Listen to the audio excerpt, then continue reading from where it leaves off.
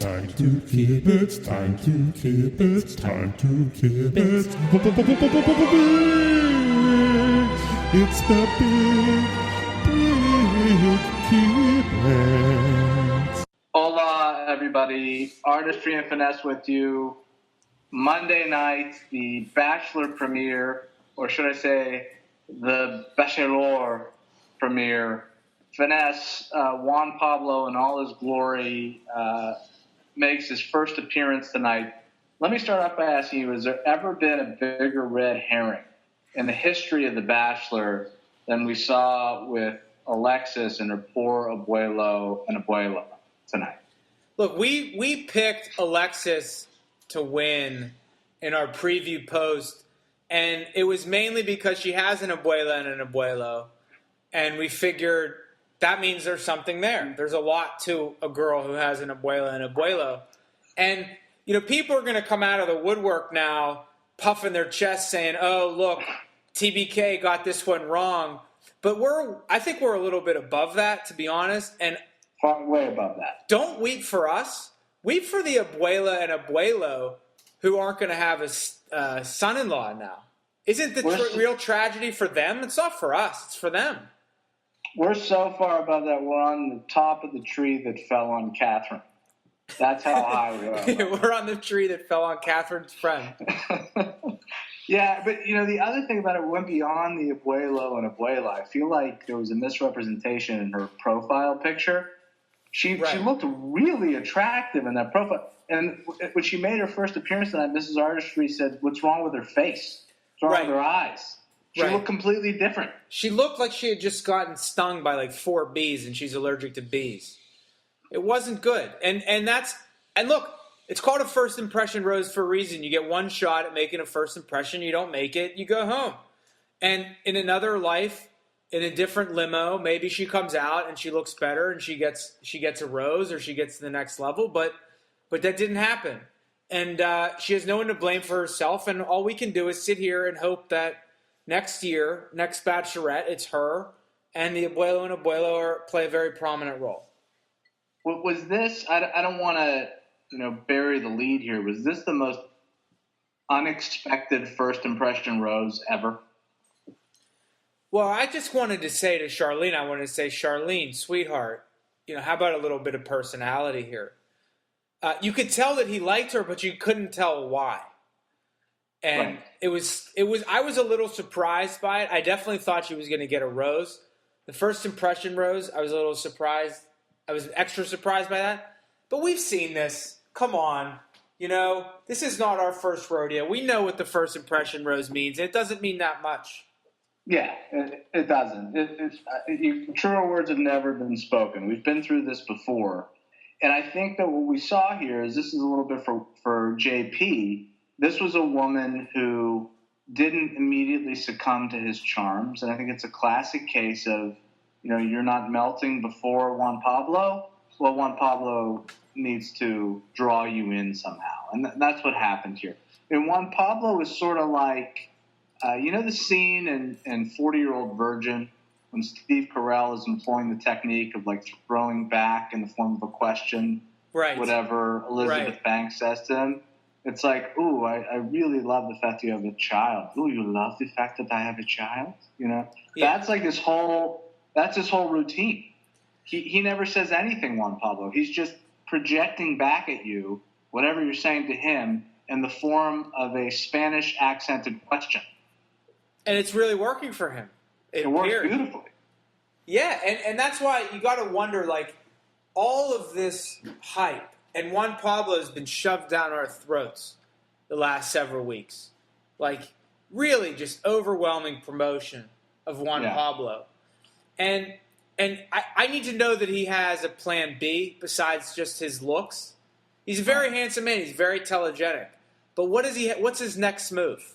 Yeah, he's like the Dan Bilesman of The Bachelor. Where does Juan Pablo go from here is what I want to know. Like week 6, when you really get to the grind. You got week 4, then it goes to week 5, then you got week 6. You're really in that grind stage, It's like mid-season, what does Juan Pablo have besides his looks? Are these girls going to get bored with him if he doesn't have anything to do except ask them questions in a Spanish accent? I'll tell you what his plan B is. I think he's got a plan B and he's got a plan C. Plan B is Camilla, and plan C is his father, who, I don't know if you watched Countdown to Juan Pablo last night, but his father is like the most interesting man in the world. So I think he needs to get these women to meet the family. Because Juan Pablo, he's got a lot going for him, but he can't carry the ball all the way home. He's going to need some assistance. It seems like what you're saying is that this season isn't really going to start until hometowns. It never does. But, I mean, have we gotten to the point, like we talk about the Penguins all the time, that nothing matters except the playoffs? Have we reached the point on The Bachelor where nothing matters until you get to hometowns? I don't want to say that because we call this the Raw Emotion Podcast.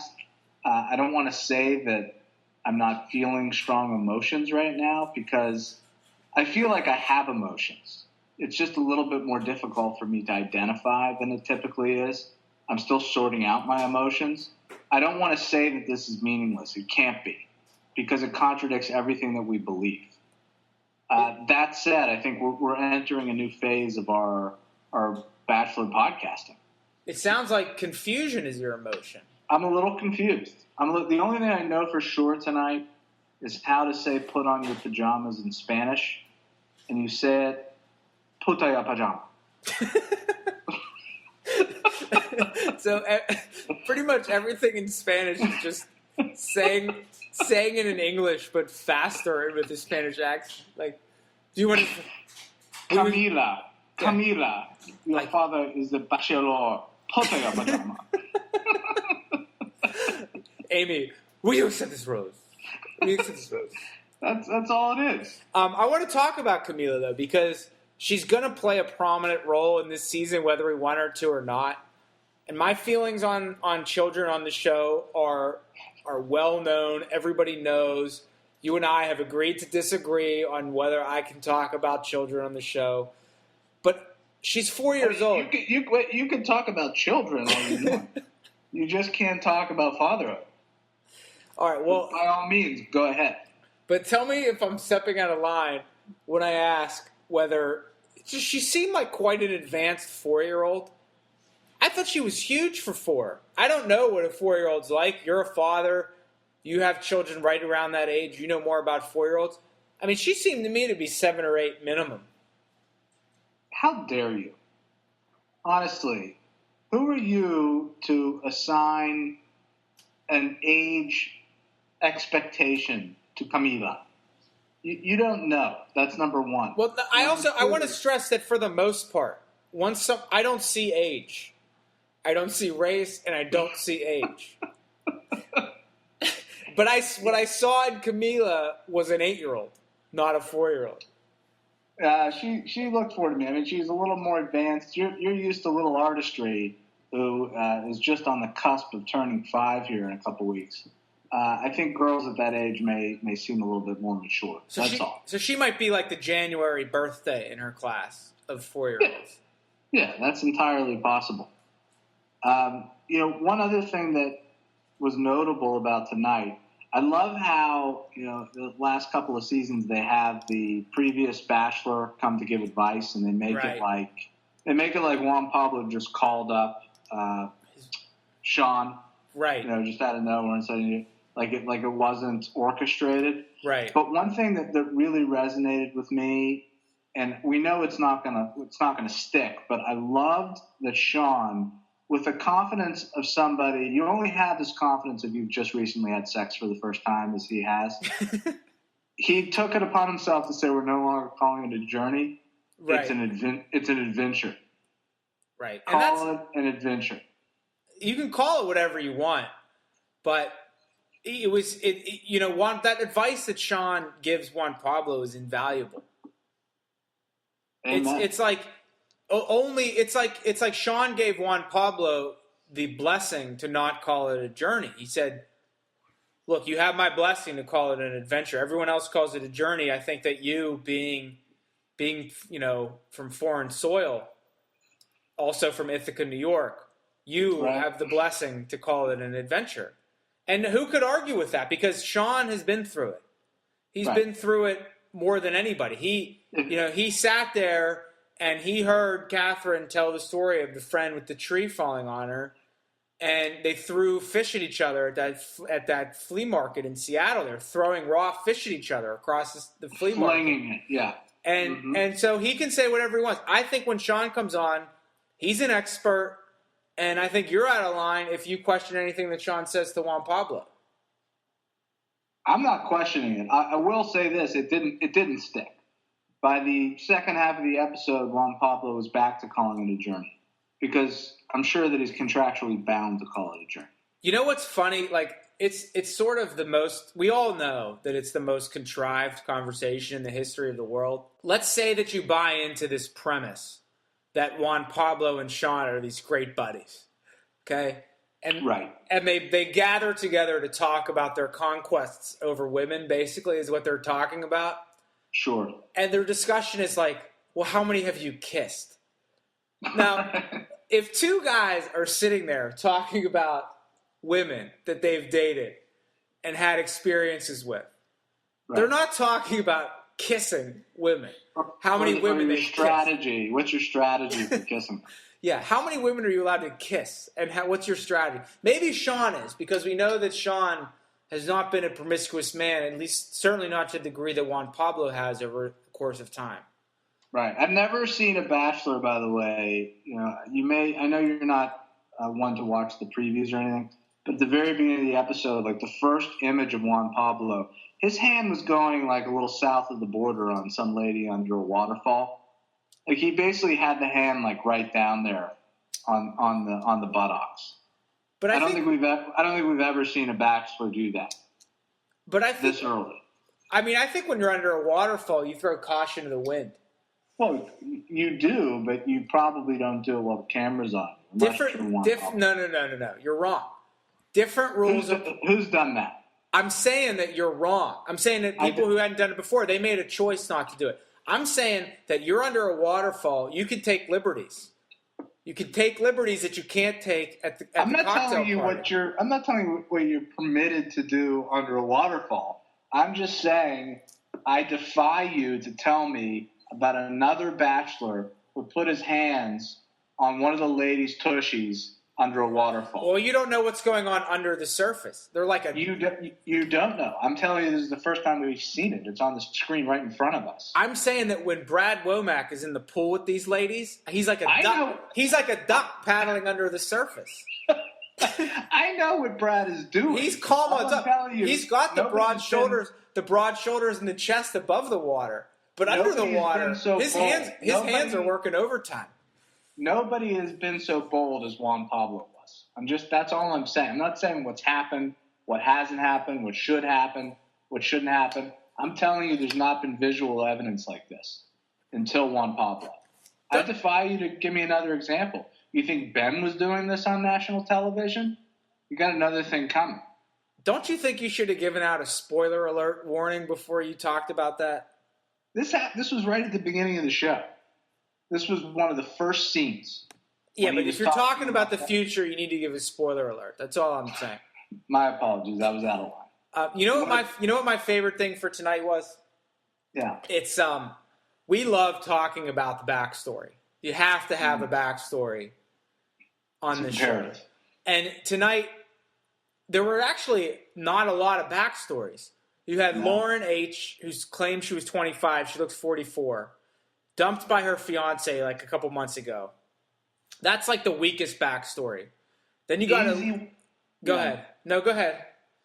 Easy winner for best backstory. You think Lauren's the easy winner for best backstory? No. Oh no! I know exactly where we're going. So there were 3 backstories. That's the weakest backstory. The second best backstory is Elise, whose mother died a year ago. But what makes that story special is that her mother is now inside Juan Pablo, as Elise told us tonight. So is that what she said? Her spirit is residing in Juan Pablo? Yeah, so it's like if you can't go to heaven, you just go to Juan Pablo. go directly. Do not pass start. Go directly to Juan Pablo. But now we both agree, and I don't know the extent to which we agree, because I think, and I'm going to make a statement here. I'm going to put myself out on a limb. I think that Claire's backstory is the single greatest backstory in the history of the show, and raises the possibility of what, in my mind, is the most anticipated moment on the show and would be the single greatest moment on the show. Claire, her father died. Yeah. What is it that puts it over the top for you with Claire? Well, her father died. Her father made a DVD that her... It's a DVD. It's the DVD. The DVD, if we get to see that DVD, and Juan Pablo is forced to watch that DVD, like in week 3, on a group date, because Claire's fallen head over heels. To me, that's the backstory that takes the cake over all other backstories. You can throw out the gift that other woman gave for Camilla. You can throw out Renee's 8-year-old son. Just get him out of here. And enough with Renee's 8-year-old son. The DVD, I want to see the DVD. This is like it's like Jor-El speaking to you, the dead parent speaking to you from the past, like a holographic image coming to you. It's Claire's father. All of a sudden he appears. It's Claire's father rising from the dead. Just speak to Juan Pablo. I mean, the DVD is unbelievable, but one, more underrated element of her backstory. How proud was she to report that she's part Mexican? Yeah, the joy with which she said, "I'm half Mexican" was. She was just thrilled with herself. Right. I mean, I guess, what I'm a little uncomfortable with is your suggestion that she shouldn't be proud that she's Mexican. No, I think it's terrific. I just think that she thinks it has particular import vis-a-vis Juan Pablo. Right, given that he has Venezuelan roots. Right. It sort of in her mind, it gives her she's way ahead of the pack just by virtue of being part Mexican. Did what's her face? Who's the one with did Lacey not get a rose? The one with like the 9 special needs siblings and that opened a nursing home at the age of 20? I don't think she got a rose. I can't remember. I'm still so shocked about Alexis. I don't remember what happened with Lacey. Do you remember who I'm talking about, though? Yeah, I remember her little blurb with special needs. I don't think she got a rose. Really? So she's not the nurse. Lacey's not the nurse. The nurse got the rose. Nikki, the nurse, got the rose. She's a contender. I thought she was. She came to play tonight, I thought. Do you think? I mean, this isn't the most gimmicky group of women that we've seen, but is it the weirdest? Is this the strangest group of women? Just sort of like in the desperation that's sort of like, reeking from this episode. Everybody seems very particularly desperate this season. Well, that's a given. I mean, these women are coming in here desperate. They just had to up the ante a little bit. But I would take it a different direction. I think it's one of the less attractive groups of women we've had in a while. Well, desperate and less attractive. It's a top heavy group. So who do you like? Who are the favorites coming out of this first episode? Well, I think there's a couple important cues that you have to pick up on, and I think some people pick up on this subconsciously. I think we pick up on it consciously because of how engaged we are when we're watching these episodes. Well, everybody noticed Andy. I think everyone noticed Andy. It's amazing that she presented so well after that horrific, courtroom reenactment. She really rebounded nicely from that because that was a bad start. Right. And I can tell you something else that I noticed. And the same thing happened. This is part of what they did every time Andy came on. And they did it when Charlene got out of the limo, and I made a note of it, and I said, She is here to stay, and she ended up getting the first rose. It's the music change.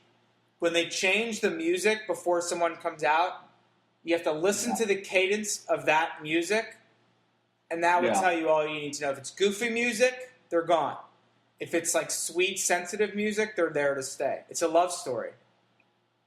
I think that's a great observation by you. Again, you've been doing this for a long time, so don't try this at home. We'd be remiss if we didn't talk about Chris Harrison, though, before we left. It was my impression of Chris Harrison that since his divorce, which happened about a year or two ago, he's really slimmed down, and he's looking great. Looks terrific. And he looks like he's gotten himself into better shape. And you got to wonder, like, is Chris Harrison lurking outside the mansion when these 8, 9 dejected women come out? What is he there? Is he a shoulder to cry on for them? I think they've got to incorporate this into the storyline a little bit more. It's such an obvious way to freshen up the series. You know, have Chris be looming. It's sort of like a threat. The Bachelor's never threatened. The Bachelor is on an island. Right. The Bachelor is supreme. You know, put an element of danger into this thing. Have Chris Harrison be like lurking around the bar, you know? You're on to something here, because what they always do every year, they bring out a surprise contestant, like around week 3, week 4.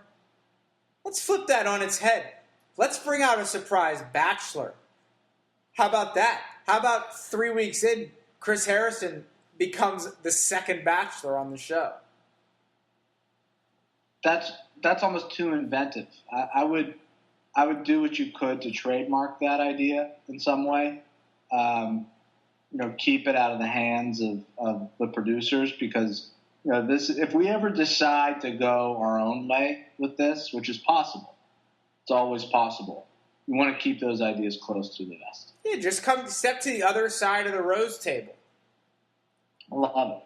You know, and then I wonder who serves for Chris Harrison, but I'm not that worried about it, because if Chris Harrison stepped to the other side of the rose table at the rose ceremony and he was passing out roses, I mean, I think that's the game changer right there. That takes the series to a whole different level. Yeah, that is a really, really intimidating prospect for any Bachelor. Well, I think we've got a good season to look forward to here. I think Juan Pablo's got a lot of potential. He's got to step it up a little bit with the dialogue, but I think he's working on that. And we've got a bunch of crazy ladies, so I think it's going to be a lot of fun. Yeah, we got bathing suits. We got a lot of shenanigans and activities going on under waterfalls. I imagine helicopters are going to play a large role in this season. I don't know. I didn't watch the previews for the upcoming episodes. I can only speculate. There's a lot of tears. I'll tell you that. There's a lot of tears. There's a lot of tears. And, no one said that the adventure would be easy. Yeah. And we got Camilla. We've got Juan Pablo's dad. I know you haven't spent much time with him yet, but honestly, he's like, Juan Pablo, I would like to give you some advice about how to go forward on this journey. He's phenomenal. It's going to be terrific. We're hoping that you'll stay with us for the duration. Until next time, everybody, putayo pajao. Time to keep it, time to keep it, time to keep it. It's the big keep it. Come and keep it with the big keep it. Ooh, big keep it. It's the big keep-its. Come and keep it with the big keep-its. Ooh, big keep-its.